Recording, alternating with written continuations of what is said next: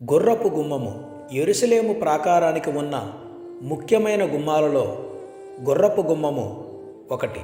నెహెమ్యా గ్రంథం 3వ అధ్యాయం 28వ వచనంలో గుర్రపు గుమ్మమునకు పైగా యాజకులందరూ తమ ఇండ్లకెదురుగా బాగు చేసిరి.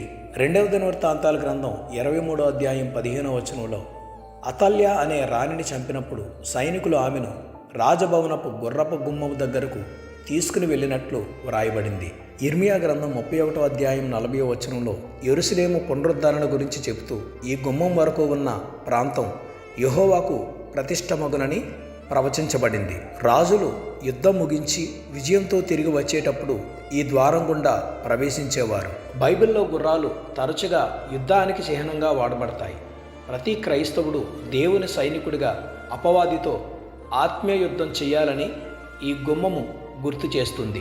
ఎఫెసీయులకు రాసిన పత్రిక 6వ అధ్యాయం 10 నుండి 12 వచనాలు. తుదకు ప్రభు యొక్క మహాశక్తిని బట్టి ఆయన యందు బలవంతులయుండుడి.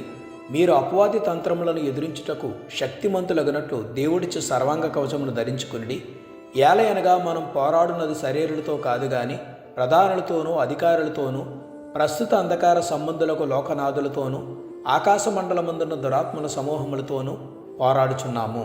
ప్రభువునందు బలవంతులై ఉండటం మన సొంత శక్తితో అపవాదిని సాతానును జయించటం అసాధ్యం. కాబట్టి మనం మన సొంత తెలివితేటల మీద కాకుండా ప్రభు యొక్క మహాశక్తి మీద ఆధారపడాలని పౌలు భక్తుడు హెచ్చరిస్తూ ఉన్నాడు. ప్రధానులు మరియు అధికారులు ఇవి దుష్టశక్తుల యొక్క వివిధ స్థాయిలు. అంధకార సంబంధులకు లోకనాథులు, లోకంలోని చెడును పాపాన్ని నడిపించే చీకటి శక్తులు. ఆకాశ మండలమందున్న దురాత్మలు ఇవి అపవాది ఆధ్వర్యములో పనిచేసే ఆత్మీయ సైన్యాలు. మనం ఎదుర్కొంటున్న సమస్యలు, శోధనల వెనక ఆత్మీయ శక్తులు ఉంటాయని మనం గుర్తించాలి. కోపం, ద్వేషం వంటి వాటితో మనుషులు పోరాటం కంటే ప్రార్థన మరియు దేవుని వాక్యం అనే ఆయుధాలతో ఆత్మీయంగా పోరాడాలని ఈ వాక్యం మనకు బోధిస్తుంది.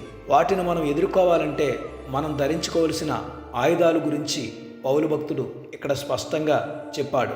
మన నడుమునకు సత్యమును దట్టి కట్టుకోవాలి, నీతి అను మైమరువు తొడుగుకోవాలి, పాదములకు సమాధాన సువార్త వలన నైన సిద్ధ మనస్సును జోడు తొడుగుకోవాలి, విశ్వాసమును డాలు పట్టుకోవాలి, రక్షణను శిరస్త్రాణము ధరించుకోవాలి, దేవుని వాక్యమనే ఆత్మఖడ్గమును ధరించుకోవాలి. ఒక సైనికుడు ఎలా అయితే సర్వాంగ కవచం ధరించుకుని యుద్ధానికి వెళ్తాడో, ప్రతి క్రైస్తవుడు తన ఆత్మీయ పోరాటంలో విజయం సాధించాలంటే ఈ ఆయుధాలన్నీ ఖచ్చితంగా ధరించుకోవాలి.